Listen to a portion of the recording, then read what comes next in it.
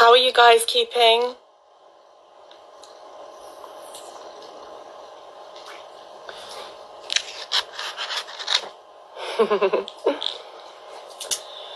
I'm just going to give it a minute or two hi guys, so that we can have a few more people joining.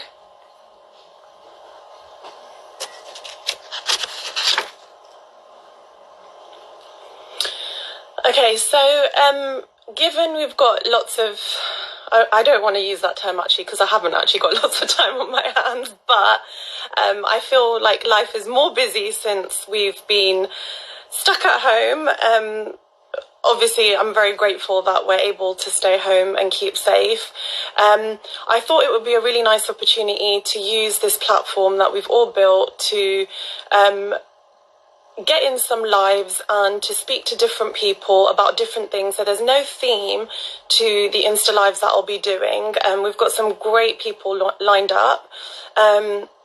And yeah, I just thought it would be great to kind of use this platform to talk about different things. And if there is anybody in particular you'd like me to reach out to, do shout. Or if there's a particular topic you'd like to be covered, do let me know. So tonight I'm really excited to be joined by Dr. Ravi Gill. So Ravi is a psychologist for the last 10 years, and given we're going through such an uncertain time, and I know from speaking to lots of you that, there's loads of fears and there's lots of anxiety around different things. So we're all walking very different paths, but this kind of brings everyone together. We're all feeling a very universal kind of fear. Some of our fears are common, some of them are different. So I thought it'd be a really good idea to explore those with a psychologist and perhaps get some tips and tools on how we can try and deal with some of those. So I'm just waiting for Ravi to join and then we can make a start. I'm glad that you guys are doing well. How are things going at home with the children? Or if you haven't got children,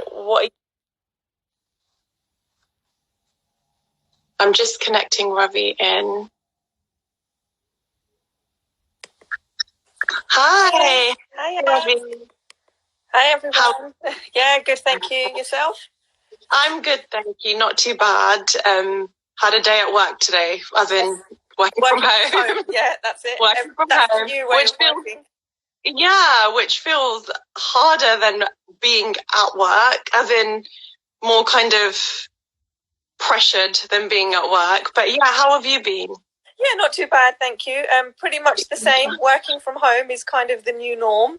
I thought that working from home meant that things would have slowed down because you're not pressurized by having colleagues and things around. But if anything, just like you said, there's that different element of pressure. That pressure to just still be connected. So still making sure that you take time out to have those regular meetings with colleagues and things, and just kind of checking in, I guess. And then, managing the world in terms of what's going on at the moment as well. Yeah, it's a lot, isn't it? It is a lot. It's a lot going on around us, but at the same time, our day-to-day has to continue. And I think trying to merge those two worlds together is what's kind of a little bit tricky. Yeah, because it's a new norm for everybody. So everyone's still kind of adjusting because they're still not sure what this means or how long it's going to go on for. So there's a lot of uncertainty at the moment. Yeah, and I was speaking to my boss earlier. I had a catch up with him today, and he was saying that, it's probably going to be like this for about 6 months. Yeah, I was just literally scrolling through news reports before this, and they are saying about 6 months. So it looks like we're in it for a while, which I think is slightly nerve-wracking for a lot of people, because I think initially when the government guidelines came out, everybody was prepared for 12 weeks. And then they said, well, let's just review. They're going to do the regular reviews and see how it goes from there. But I think a lot of it now is moving towards it's looking like 6 months. So what does that mean for you? How have you been feeling? How has all of this sort of impacted on you and your adjustments and family and things? I think for me, like I mentioned, it's the whole kind of dealing with your day to day. So, getting on with work, and sod's law, everything kind of goes wrong the moment you need to work from home. Exactly. Everything's kind of like, oh no, this has gone wrong, and it's like, oh my gosh, get a signal in this room, I have to go into the other room, and or this project suddenly gone pear-shaped. But and then also obviously having the children at home, my concern isn't necessarily to make sure Arjun's like, you know, awake by the time he goes back. It's more to kind of maintain the knowledge that he has. Yep, it's to ensure that he's stimulated. He's not just sat in front of the TV all day, because, you know, like many children, they love the TV, especially when it's cold. Yeah, and it's an easy option, exactly. So managing the boys, managing work, and then managing the day-to-day kind of what we're eating for dinner and lunch. I mean, it sounds first world problems. It sounds really simple. But dinner is a struggle for most people as it is, and we're always looking for inspiration and having those conversations. So trying to put in the lunch as well, you're just kind of like, I wasn't made for this. Yeah, no. One meal a day is all I know. Exactly. Yeah. So it's kind of like another thing to worry about. And then, you know, the house is constantly like upside down, which is fine, but I'm one of those people that has to have order. Yeah, and like clear space for my mental sanity. Yeah. Like I struggle to kind of process things around me. There's loads of stuff around. Yeah, definitely. I'm one of those people. So there's that. So there's the day-to-day stuff, but then there's also the bigger stuff. So obviously with Sargent, he has a lower immune system, and he's also obviously had open heart surgery, and he's an aspirator. So he's just by having Down syndrome, because of the suppressed immune system, he's at high risk. High risk. So that, I think, initially kind of consumed me. Okay. And I was very much like, oh my God, you know, if he gets it, he's going to die. It was very black and white for me. So quite, it's really intense to sort of have those feelings all the time playing at the back of your mind. And then as things have kind of settled, I think it's a lack of control. So those feelings are stemmed from me feeling like I have no control. Yeah. So I think, you know, going into self-isolation with the pediatrician's guidance. Okay, yeah. Again, that was scary for me. I was just like, am I doing as soon as all of this started, did you actually take Sargent out of school prior to the government saying everybody should be on lockdown and things like that? 3 or 4 days before. Okay, but it's still a precautionary measure that you took just to sort of manage your own feelings around it before anybody else took that element out of your control. Yeah. Okay. So, and it was with the paediatrician's guidance, because I was very much like, do I or don't I? I just didn't know what to do. So then we took him out, and I guess now I feel like, okay, it's a little bit more in our control. And I'll have these intrusive thoughts like, oh my gosh, you know, what if something that's been delivered is contaminated. Or I don't know. Yeah, so, you know, going a little bit, those thoughts are a little bit intense and can be quite overpowering. Yeah. And then there's also, as time's going on, so in the beginning, I think like a lot of people, it was kind of like a novelty to be at home, to not have to get dressed to go to work, to not have to do the school run. And I think because we were a week ahead of everyone else, after the first week, I started really feeling quite heavy, like... Yeah. Like, this isn't actually what it's going to be like now. And and I wanted that time, but I wanted to be able to see the family, and I wanted to be able to... That element of freedom and still have that element of control and be exercising that element of control of what it means for you. Yeah, exactly. And so we've obviously lost an element of that. And there's also sort of, I don't know if you can relate to this, but with like my parents, so since I was... I don't know when it started, but I've always had separation anxiety from my mum and dad. I don't know why. Yeah. And it seemed to all come to surface when I had my car accident in 2019. 2009, sorry. And in October last year, my mum, I haven't really spoken about it here, but I did speak about it in the last event. My mum had a mini stroke. Right. And I think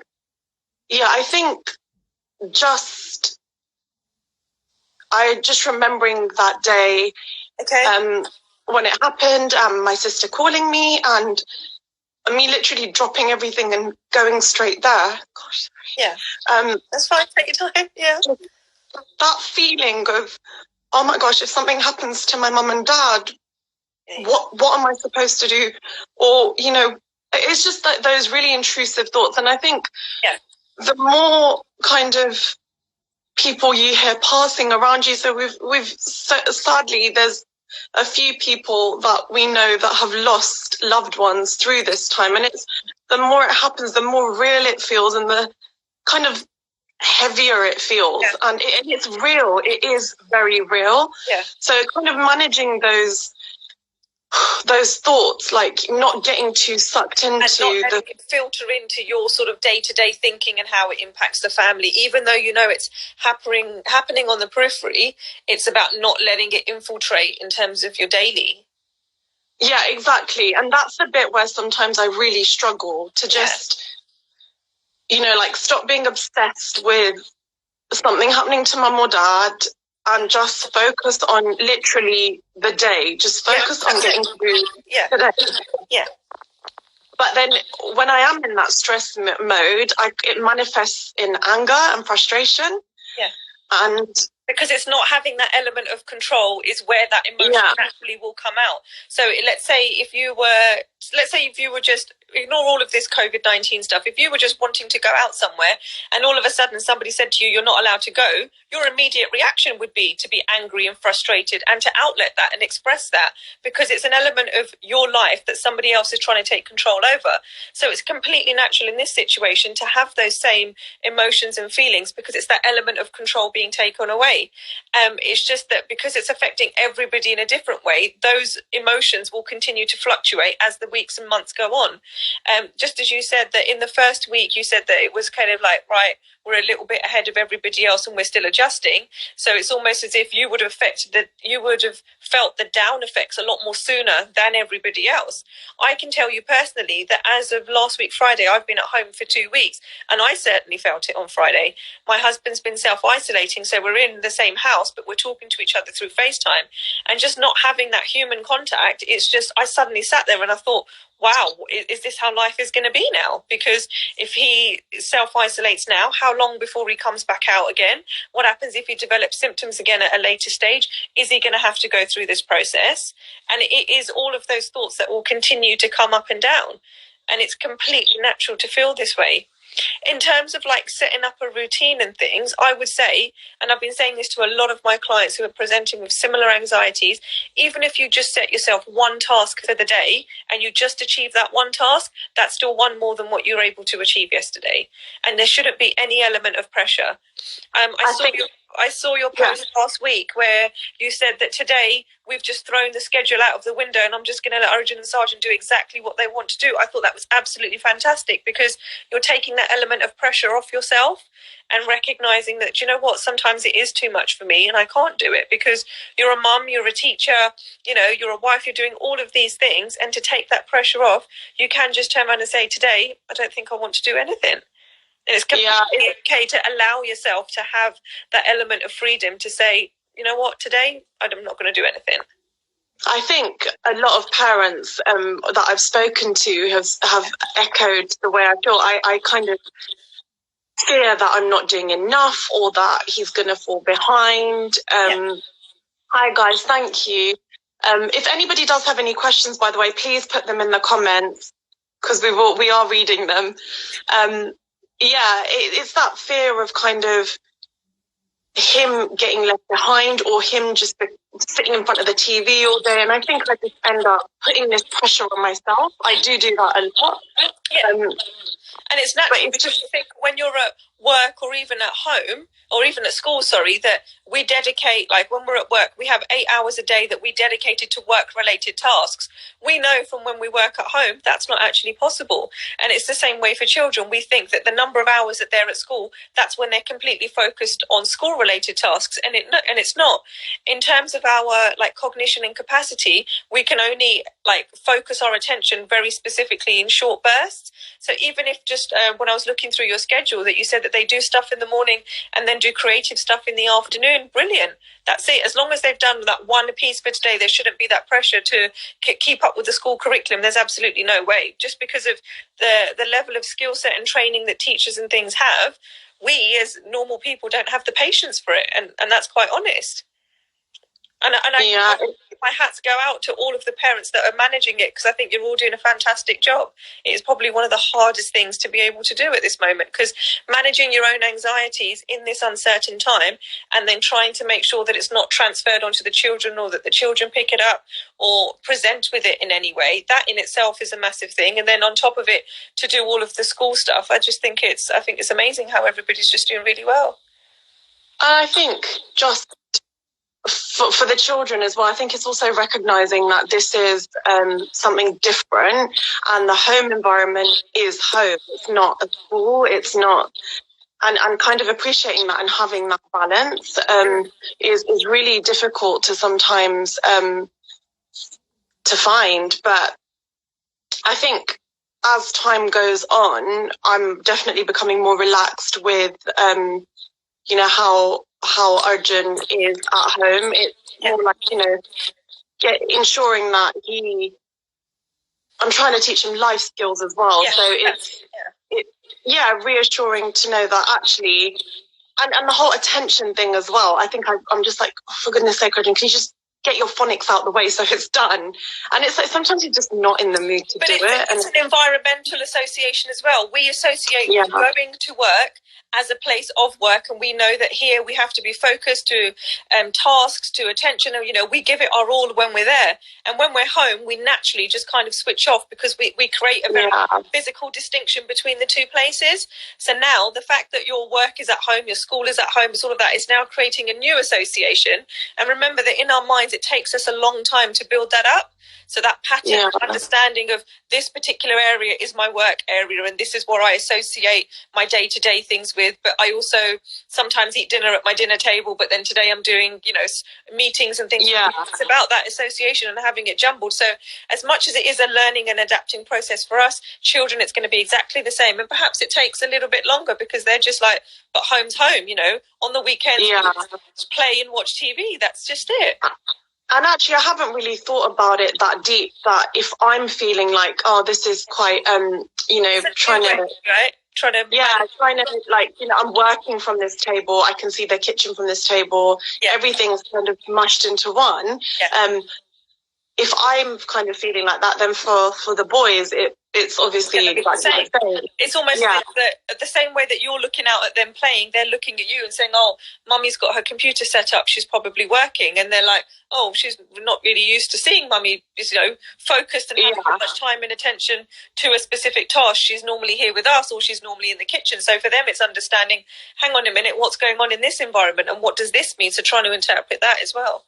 Yeah. How is your husband doing, Ravi? He's okay. We're counting down the days, so he's coming out on Wednesday. So because he's a frontline worker, he was presenting with symptoms. So just as a precaution, I just said, please don't go to work, because it creates a lot of higher risks. So he had a little bit of a temperature, which luckily went down within 24 hours. He had quite a bad cough, and he was up coughing through the night. That's now calmed down. He's just got a slight heaviness on his chest. I think for the first 2-3 days, he just kind of slept through it, said his body was really hurting. But now he's back up, energy's there. He's just stuck in a room, and it's just really boring. Oh, bless. No, but it's good you're taking the... Yeah. This is the thing, I think, if everybody takes it seriously and kind of...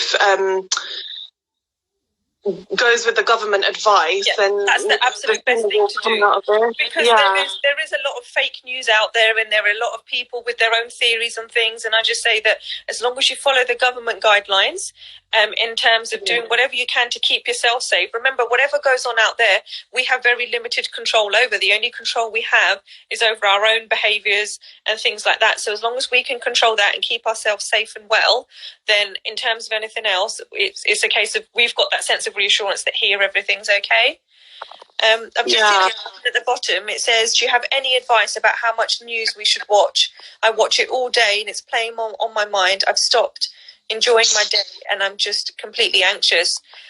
I think a lot of people are experiencing something very much similar. We definitely want to know what's going on so that it almost validates the behaviours that we're having to go through. So we're having a sense of reassurance of, I know why I'm doing this. I know why I'm staying home to keep myself safe. But at the same time, continuously watching the news is a bad thing because of the negative impact that it has. unfortunately, the nature of the news is such that there isn't anything positive coming out of it. So whilst I should think that you should watch it, I suggest that everybody limits the time to how much they watch, and you can choose the best time. I wouldn't personally suggest that you watch it last thing at night before you go to bed, because over the course of the night, that's just going to creep in your mind and play on your mind, especially if you're already a little bit anxious in terms of how the day's gone. So suggest watching it perhaps in the morning or midday or whatever, but if you do watch it, make sure that you try and do something positive afterwards. So you reward yourself with watching something funny or trying to distract your attention. So whilst it doesn't take away from the seriousness of what's going on, it's just a case of you not focusing or staying in that negative place and putting some of the positive back in, where at the moment it is sometimes difficult to do. I think I echo that. But I think for me, so what I found was a lot last week. I think there were 2 days in a row I woke up and the first thing I did was clicked on Facebook. And it was news articles about people passing, and there was somebody local as well. And it really, I'm a bit of an empath. Your heart goes out to people, yeah. Yeah, and I just put myself in their shoes, and I can't take it off. Yeah, and I do it, and I even do it when I'm watching TV, and I do it a lot, and it really sponge. Yes, yeah, definitely, and I think so. And then it starts to weigh you down, and you're like, "Why am I feeling like this? It's not even to do with me." No, and I think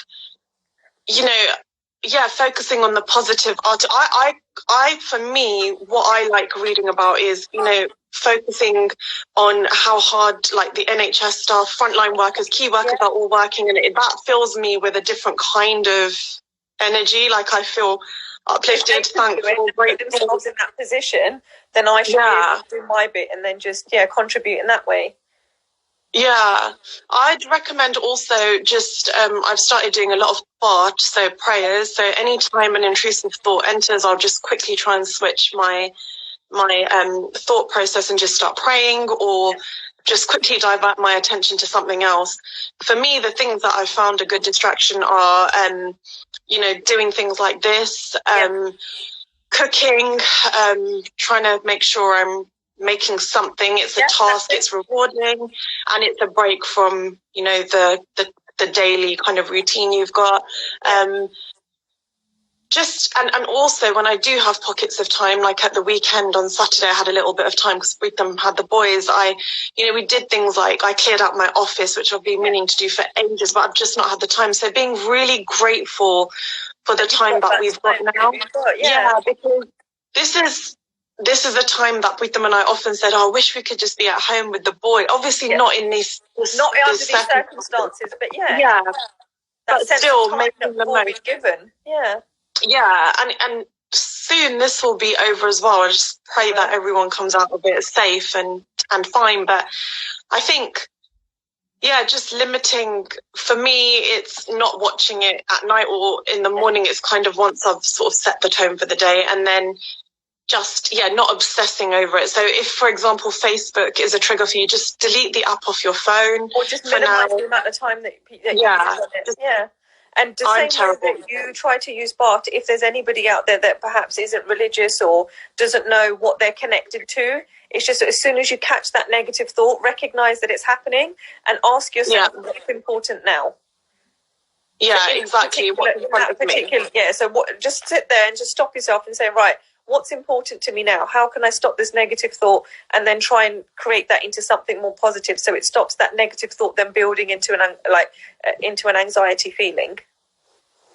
There was a question above about why do people like bathing in their problems instead of doing something about them? Do people fear change that much?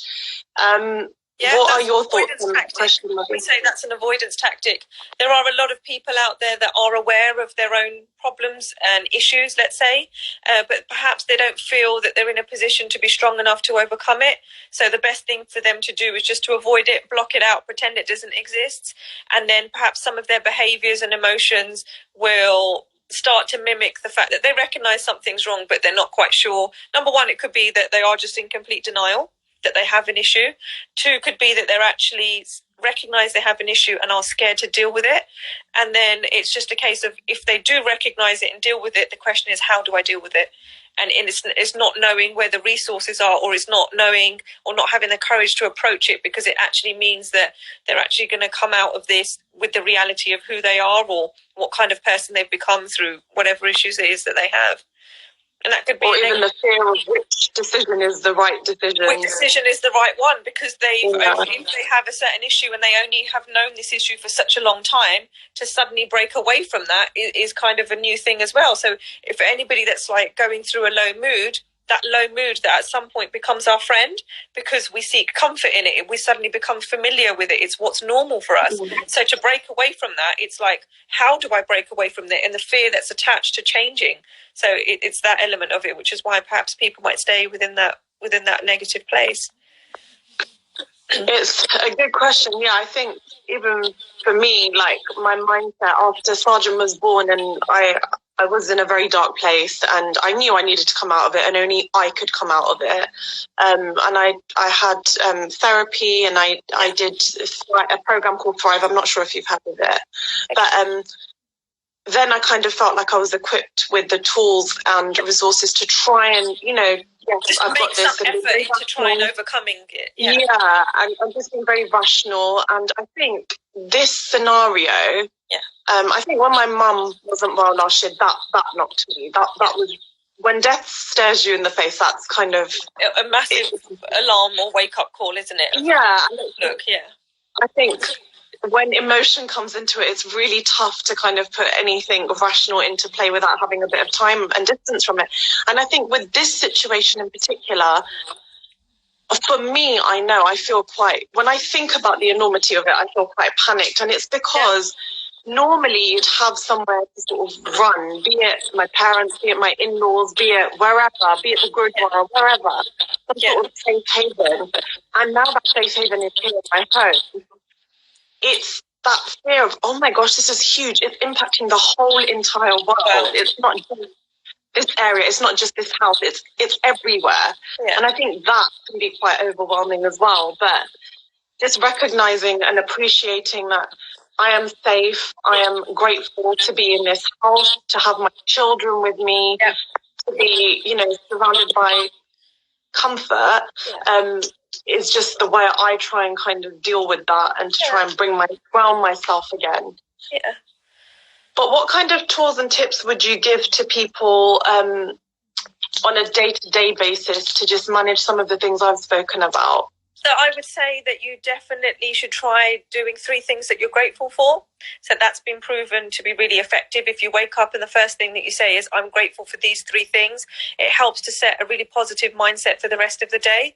Because if you wake up with that sense of gratitude and appreciation throughout the rest of the day, even if something negative does come in place, because that was your first overarching thought for the day, it helps to keep it in loop and just constantly aids as a reminder of, do you know what? Yes, things might be bad, but look at it, just as you said, I'm grateful that I'm in this house. I've got my children around me, that I'm safe, things like that. All of those are comforting, reassuring factors.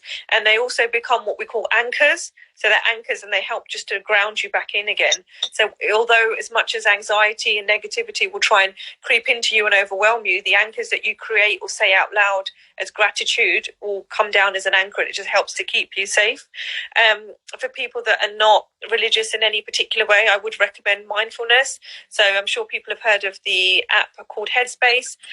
There's something just called like a 3-minute breathing space, something very simple, but just starting off every single day with just those 3 minutes can really help to aid sort of calmness in the mind, and just helps to give you that sense of clarity and thought, especially when we're living in a world where we're not quite sure what's happening. Just having that inner calmness and peace can really be helpful. Yeah, I think knowing as well that actually panic or fear, it doesn't change the outcome.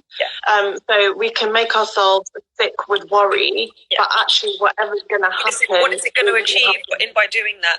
Yeah, and it's reminding myself of that. Yeah, and I do say to people, you are allowed to completely be anxious, be worried, and allow yourself to feel all of those things, but set yourself a time limit as to how much you're going to let it overwhelm you and control you. So even if you are watching a news thing and you think, right, do you know what, I've got myself worked up a little bit, what is it that I can do? allow yourself to feel everything that you need to feel within that time. You're allowed to be angry that your freedom's been taken away. You're allowed to feel that there's no element of control in your life. But then as long as you move away from that and thinking, right, I can't control what's going on there. What can I control that's within my particular environment to help provide me with some of that positivity and reassurance? And that's what you should try and seek and try and get.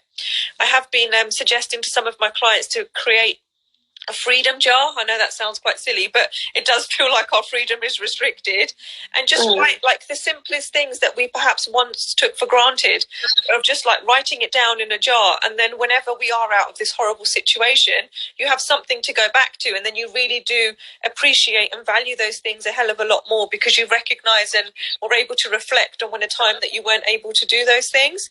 So that helps to aid as something to look forward to as well. And you can ask the boys to put something in, breed them to put something in, and ask other family members to create their own ones. So create ones that they'd perhaps like to share with you and the boys, or, something quite simple, but it helps for everyone to collectively say, do you know what, we are going to come out of this, and we are going to come out of it, hopefully with stronger relationships as well. And just looking forward, because, it will be better, hopefully. I love that idea. At the beginning of the year, we started a positivity jar. So every week we'll put something in there. Arjun does it religiously, but he also adds when he's angry with us. We've got a right mix in there. Yeah.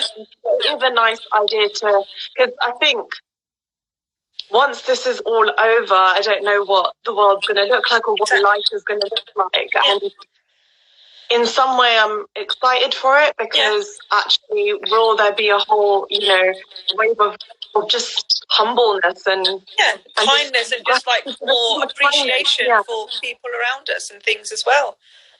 Yeah, it is interesting though. I did pop out for a walk. I've been out for a walk once in the whole 2 weeks, so I was just feeling really. Were you scared to go out?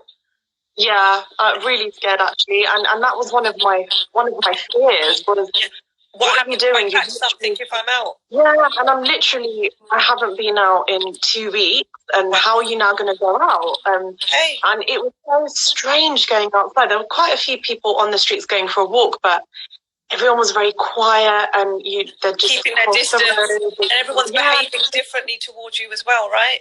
Yeah, and nobody's sort of acknowledging each other, and it was just so strange. It's just like this fear. Everybody has this fear, and it was just really strange. But I do hope to come out and get some fresh air, though. I've been going in the garden. I think it helped to just have kind of 10 minutes to myself. Yeah, but I haven't done it again, to be honest. I haven't had the chance to, but it was nice to get out. But it was just a very strange kind of feeling. Yeah, it wasn't how I knew this area to be. But I think hopefully with time there will be gratitude. It will be really nice to know, guys, those of you that are with us, how you've been feeling, some of the thoughts and struggles that you've had. I know I had somebody that DM'd me that wanted to keep it anonymous. One of the things they've been struggling with is their child's got an additional need, and they're saying that they're really struggling with trying to get their child to concentrate at home. The management aspect, You know what? I think whether your child's got an additional need or not, it's the same kind of. It's a testing time. And it's like I said, the Environment Association, they don't associate schoolwork at home, or they do minimal homework and then right, see you later, I'm done. It's like Sergeant. I mean, if I try and sit down with him to do flashcards, I feel so sorry for him. I've done nothing with him, to be quite honest. I'm comforting myself in the thought that actually at nursery he's probably not doing much educational stuff anyway. But don't punish yourself if you don't spend time. You do whatever you can, and you just the fact that he's at home and that he's safe is kind of more you should be grateful for that, in the sense of and find peace in that rather than the flashcards thing. Because if you get them done, you're done. There'll be times at school when they're like, "Do you want to do them?" And you'll probably be like, "No." So exactly. And I think in that remembering that we're all safe in our homes is the overriding thing. Even with work, sometimes I get really stressed out, oh my gosh, this is, and it's just world perspective, somebody from one of our other sites passed away from coronavirus. So right, okay. Perspective, like. And how is the team managing that? How was that, like, sort of shared or, like, communicated? It's shared on the intranet. It was shared on the intranet. Okay. So, I've just seen. Just saying, I've only been out for a walk once in the last week. It was really nice, although people would cross over to the other side of the road as we passed each other. Yeah, that is happening quite often. Did you find it strange, Japjit, just to not have kind of, I don't know, in this feeling of someone walking past you, isn't it? It's almost as if but there's no kind of, like, I guess I could have said hello, but there's no kind of acknowledgement, and it's just like, we're not allowed to talk to each other. We might get, I don't know, we can get in trouble, but we smiled at each other and it was nice. It's that recognition of respectful boundaries, I think, isn't it? Is that new thing? Yeah, it was really funny. I went for a walk yesterday and I walked through the park and there was, I think, a father with 2 children and the dog came and I just suddenly froze because I was like, what do I do? This dog's here. This dog's around my legs and I'm like, do I wait for the person to come and take the dog and then carry on walking? It was really bizarre. I just froze and was like, they're like, I'm really, really sorry. I was like, it's fine. Like, what can you do? It's a dog. But I just suddenly froze and I was like, am I supposed to move? Am I supposed to, like, go back? I don't know. It's really bizarre. Really, really bizarre. Such a strange time. We ordered pizza the other night and the guy came and he had a mask on and everything. So they're all taking precautions and it was so bizarre. He did not utter a word, not a single word. He literally opened the bag and was like, take the pizza. So I took it. And then I had to pay by card and, it was contactless anyway. But it was just so strange. There was no, hello, how are you? Distance and no kind of, like, friendly. We're allowed to talk. Yeah. It's not Amazon delivery. I don't think I've ever seen someone run so fast. They rang the doorbell, chucked the box, and I was like, oh, okay, I guess that's Amazon. But no, it's a strange time, but I think hopefully good will come out of this. That you're doing absolutely the best that you can. You're not the only one that's going through all of these feelings, thoughts, and emotions. And remember that all of these thoughts will come in waves, that you'll pick yourself up to a point where you start to feel really strong again and be like, you know what, I think I can do this. I'm going to master this whole thing. And then there'll be times and be like, you know what, I don't think I could be bothered. Do I even want to? Why should I have to do this? And it's gonna fluctuate and it will change all the time. But I think I've seen that, already. I mean, there's some days that I'm so, like, ready to go. Like Saturday, I'm so ready to go, And I was like, no. And then I woke up this morning and last night before I went to bed, I was like, okay, I've got Arjun's 1 or 2 worksheets ready, so I'm going to go to sleep. And in the morning, I'll be proper raring to go. And pizza delivery left on the doorstep.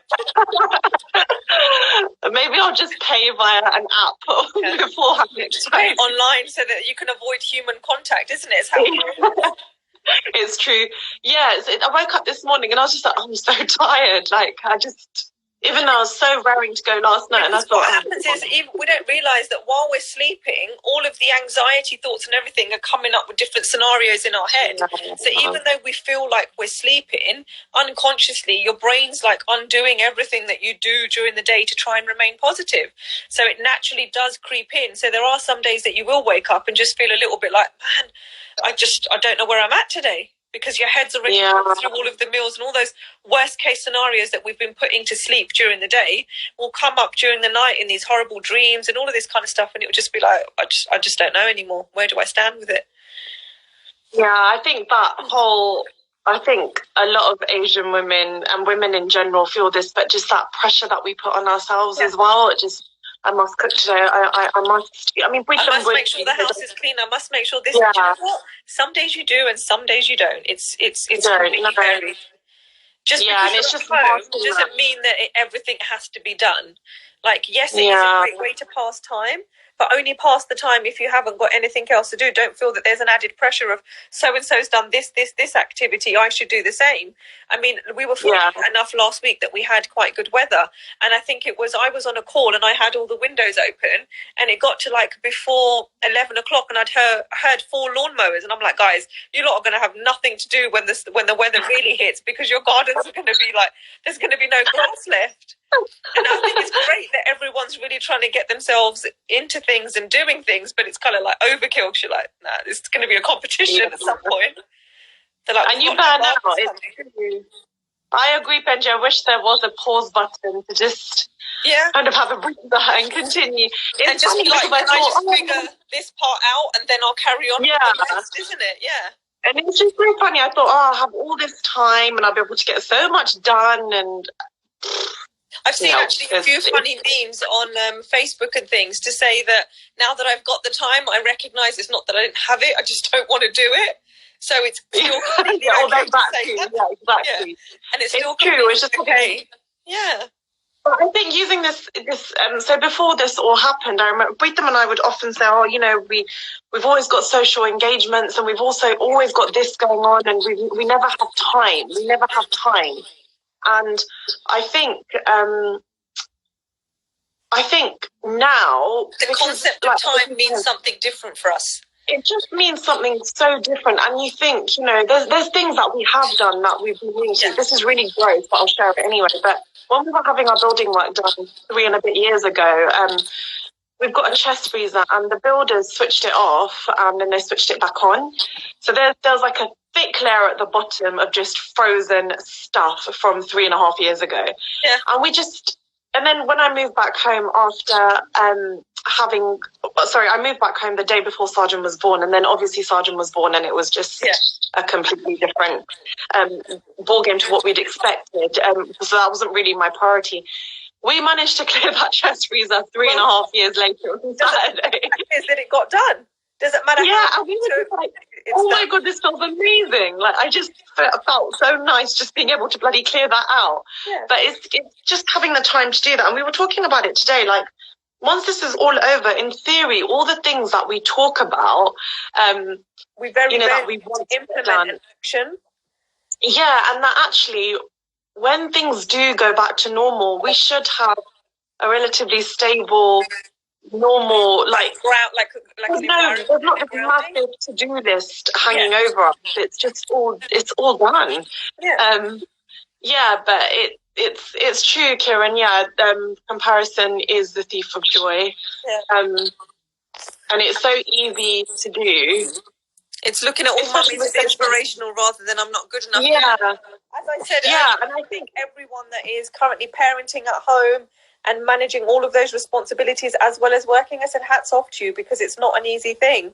I know for a lot of personal friends, they've had to move out of their houses and move to be with parents and all of those kind of things. So it's they're taking themselves out of the norm, so they're kind of adjusting, and they're just like, I'm trying to put a routine, but how can I put a routine in when we're not in the same place? And it's juggling all of that. Whatever it is that you're doing the best that you possibly can, and you can't put yourself under any pressure. Nobody's ever been through this situation before. Nobody could have that it would have happened. So there's nothing that anybody has been through that would have prepared you for anything like this. So whatever you can do in a day to make sure you get through, you're doing fantastic, and keep it up. Like, it's not an easy time. I think I'm just laughing at Kieran's message. It's true. Nothing could have prepared you. And I think social media was something that I had a very big love-hate relationship with for years now. I've felt like, I just want to kind of close my yo-yos through it. Everyone yo-yos. Yeah. And at times we're like, not so much. But actually now it's what's bringing everyone together. Yeah. And for those of you that are on this live, don't be fooled. Even though I share snippets of our day, a lot of time is spent in front of the screen, or where the boys are just doing free play. I don't sit there for hours I don't have the time. I don't have the opportunity. And to be honest, even if I did, I'm not sure that they'd be... That would be your priority. Or that they'd be very interested, to be honest, because I'm not their teacher and I'm not, it's constantly finding, different ways to engage them as well. It's constant stimulation. Where do we get it from? We run out of it. Us ourselves, we just think, oh, can't be bothered with this. Do I really have to call this person? Do I have to send this email? We find it difficult to stimulate ourselves and motivate ourselves. And we're supposed to be adults. We're supposed to have this whole thing figured out. How can we expect children to be able to do it? We're supposed to be the ones stimulating them. And you look and you think, I don't know what to say to you today. Just go do your thing. No, it's true. I think I asked the question earlier on today, what are people doing to... No day's the same and homeschooling isn't my priority, survival is. I think that's brilliant. Absolutely. Sums it up perfectly. It is exactly that. Yeah, Lorna, I agree. And I think of Deepa whenever I think to breathe properly, because Deepa, so I started yoga at home with Deepa as well, and Ravi, a little while ago. And, she was the one that kind of just remembered to breathe. Yeah. And literally just stopping and breathing is actually a really good tactic as well. It's not, you're literally breathing. It comes a lot in the mindfulness thing. So if you practice mindfulness or use the Headspace apps, at the core of it, it is essentially that, reminding people to just take the time out and breathe. Because one thing that you will always have control over is the control over yourself, which is your breathing and how you respond to it. Because remember, our breathing allows us to respond to a negative situation. Through anxiety, we experience the palpitations, and then through a calm situation where we just go deep breaths and you're kind of there and you're calm. So breathe. The power of your breath is, I think it's great. It's quite to just ground yourself. I think it's a very, very good tool. Crazy. So last year I had to see, so I've got high blood pressure anyway, but last year I was convinced I was getting palpitations. Honestly, I was literally something is not right with my heart. It's going crazy. It's like a galloping horse. Yeah. And I literally went and saw a cardiologist, and I was like, there's something not right with me. Yeah. I just don't feel right. I don't feel great. And he was like, okay, let's do all the tests. We did all the tests. And then one day I was there for, I can't remember what test I was there for. And it started happening. And I was like, I'm having it now. You need to check what's going on. Yeah, they connected me up to an ECG. And he was like, your heart is beating beautifully. Your heart is working perfectly. And I'm like, wow, seriously. And he's like, it literally, it's your anxiety. That's how it's making you feel. It's like amping it up and making it feel more. It's just, it was so crazy. But honestly, I literally felt like I was going to have a heart attack. And it can be quite crazy. It is quite scary, but actually just breathing and just taking deep breaths. Yourself down in any situation, isn't it? So I'm sure, being mindful of that. Yeah, and exactly. Once you're aware of it, you're more likely to implement it and practice it. But just reminding yourself that, again, going back to that thing of even in all the chaos, reminding yourself what's important now, asking yourself that question, and then just say, do you know what? Just stopping and breathing for 2 minutes. If that's what you need to do to get through, that's what you need to do. But don't feel guilty for taking that time out either. And I think a lot of people out there are feeling guilty of, this person hasn't done schoolwork today, I haven't done enough of this, or I should have done this household task. Remember, at the moment, it's not about that. At the moment, it's just about keeping yourself safe, and then the rest will figure out at a later stage. It's almost like that to-do list can wait. You can tick little bits of it, but don't put the pressure on to do all of it. All of it in one go. That's me. I have to do everything now, today, this instant. I'm just like, you might have to guys, what you're going to do for the rest of the time. It's true. If you gallop through, it's true. This isn't a competition. We're all in it together, and I think social media has actually brought everyone together. And we're keeping each other sane during this time.